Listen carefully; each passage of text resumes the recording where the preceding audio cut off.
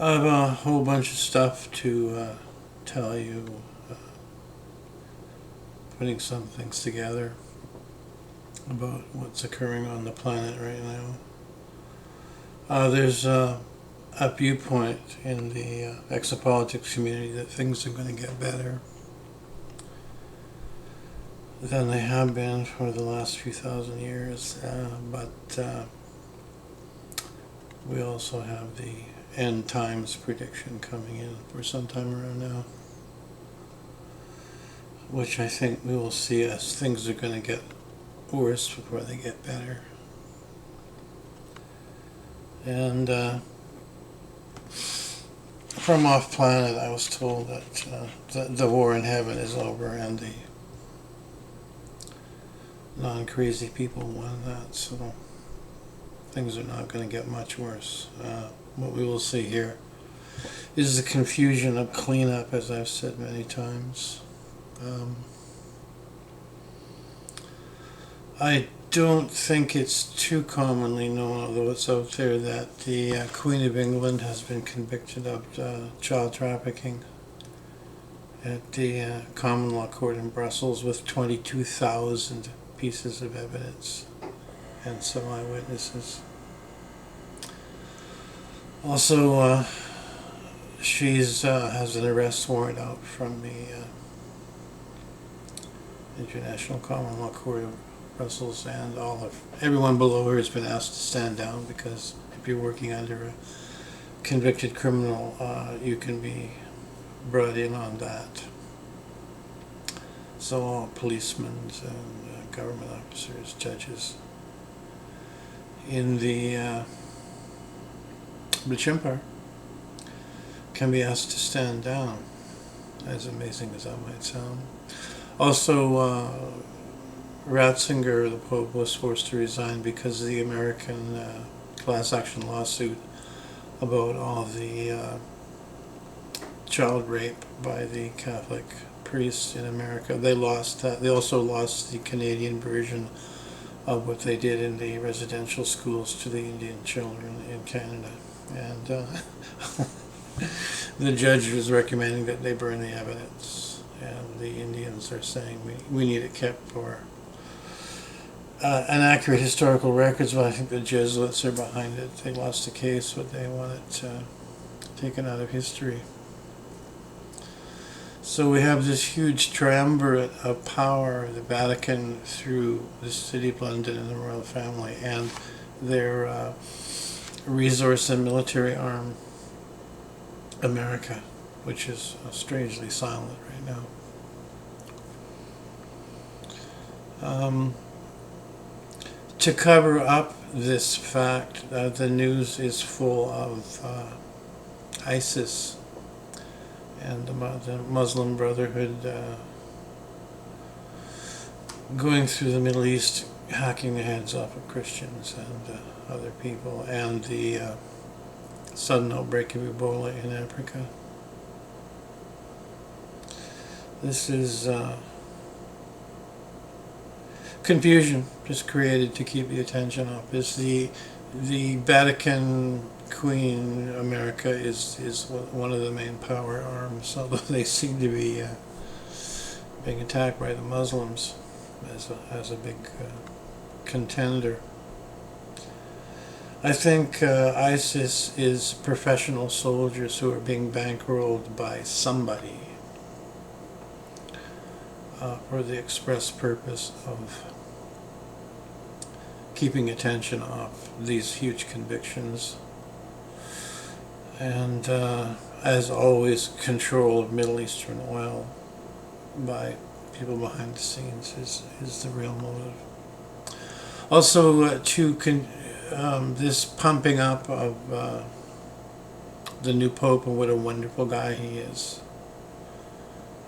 in case something comes out about the Vatican. There will have been all this new promo about how wonderful the Catholic Church is, and Prince William and his new wife are being pushed forward, and how wonderful they all are in case something happens to the royal family, our Queen Elizabeth, may have to step down because of poor health. And that's being prepared, propagandized, should these things become public, on the positive sense, and ISIS in the negative sense. There's been war in the Middle East since I was a child. I remember noticing it on the radio. And when I was 6, noticing when I was 12, being disgusted when I was 18. Stopped listening to it, dialed in at 35 because I was a responsible parent, and there was war in the Middle East. And what do we have now? War in the Middle East. Something I did in a video on,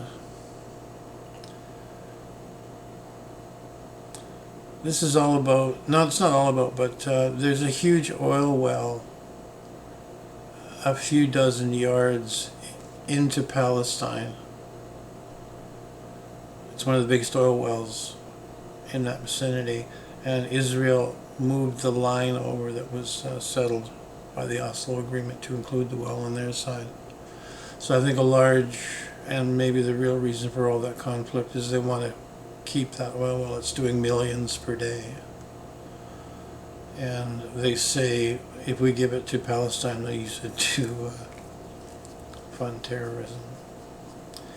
Maybe they will, maybe they won't, but somebody doesn't want to give up millions a day, and they have been able to manipulate entire governments to make this happen, which is what people on that level do. Another part of this is war in the region drives stock down on oil exploration companies. And in Israel, Rupert Murdoch and Rothschild and Dick Cheney are investing in oil exploration companies with their large amounts of money on depreciated stock. And whenever the reason or the need for ISIS is over, it will suddenly stop, and they'll have bought up all the stock in the oil exploration companies, and then oil will be discovered, and they'll be even richer. The crimes that are committed these days are so large they have to disguise them as natural disasters, like 9/11 and Katrina.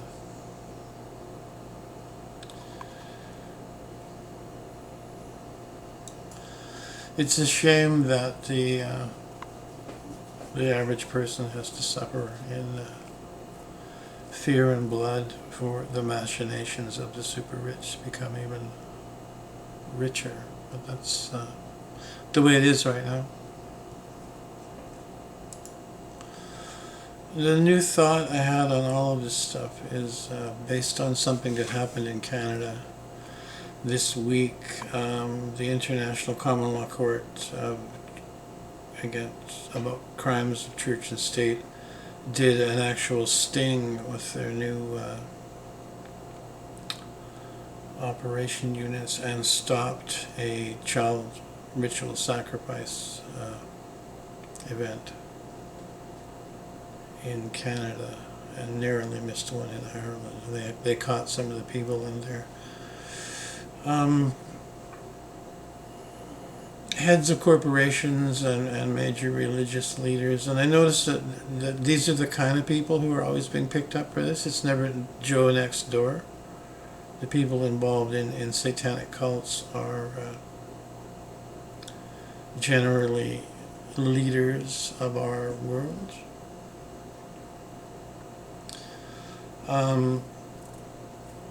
I lost somebody I was quite close to who was working on exposing child trafficking in British Columbia, and they very mysteriously died, and the research is missing.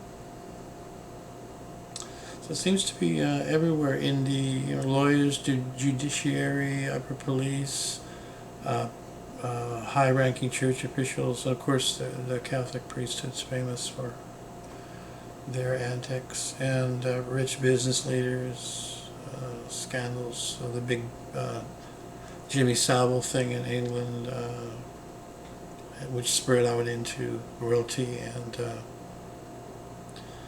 parliamentarians, child trafficking, child sexual slavery, ritual murders, all that stuff. So I was wondering if that the Satanists are actually in charge of planet Earth. You know, they're the business leaders, the religious leaders, the rich people, royalty. And they stay hidden because they seem to know it's wrong, and then that they let the rest of us have the illusion that we live in a Christianish world of honesty and decency, and that's the illusion that we suffer under, and they laugh at us as they stomp all over us cash-wise and take our children. There's 0.5% of the children in every country are going missing. It's the same statistic in every country, so it's not random.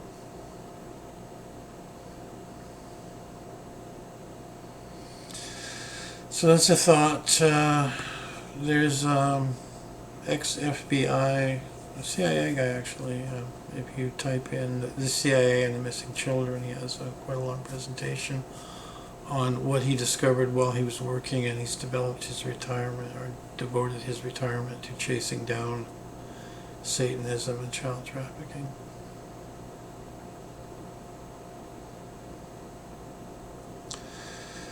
So the people in charge of the world are not going to want to let it go. And Karen Hughes from the World Bank says that they consist of 43,000 companies and 7 major banks that work as a group to keep us under control and fleece us of our cash and happiness. So a lot of us are hoping by exposing these facts that eventually it will become common knowledge. They've paid a lot to keep us ignorant. They bought up all the newspapers and radio stations and TV stations so we don't hear stuff we ought to hear. I talked to a guy today. I meet a lot of people who are afraid to speak or be interviewed. And one of the tidbits he passed on was, he said, you can't control a man unless you can deceive him. And our history is fraught with library burnings by religious zealots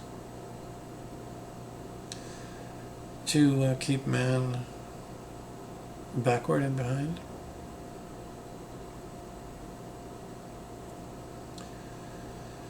And I think very large forces behind whatever you would say Islam is being bankrolled by someone right now to restart what we think of as the Crusades, where the people in the West are going to get so afraid of the onslaught of Islam that they're going to ask that something be done about it, which is David Icke's problem, reaction, solution. And the huge conflagration that would happen over that would be the World War III, or the end times as predicted by the Bible. But it's being paid for by some bodies who wish to keep the rest of us in misery. And why I'm telling you this is, if you knew that, there'd be less fear. And I'm detecting fear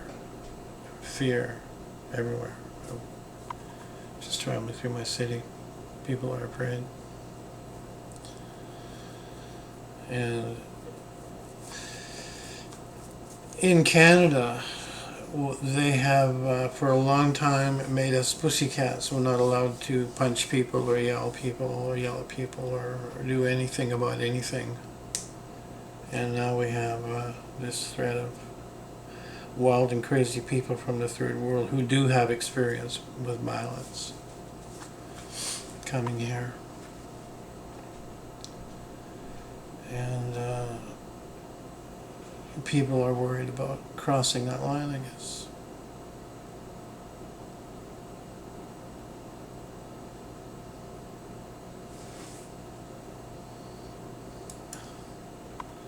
There's a guy called Kevin Arnett here in Canada. He's the main spokesperson for the International Court of Crimes of Church and State. And they are now accepting applications for enforcement staff, officers of the court. And I wanted to mention to him and to the public that if you're an ex-Vietnam vet or Special Forces person or ex-police officer and wanted to do something real, you could sign up to be an enforcement officer for the Common Law Court, International Common Law Court of Crimes of Church and State, because they're looking at arresting some pretty big heavyweight people, and those people will have the protection of their police and armies. So they already have 2 6-man teams, and they're looking for more people. So if you're a closet Rambo, get a hold of them and sign up.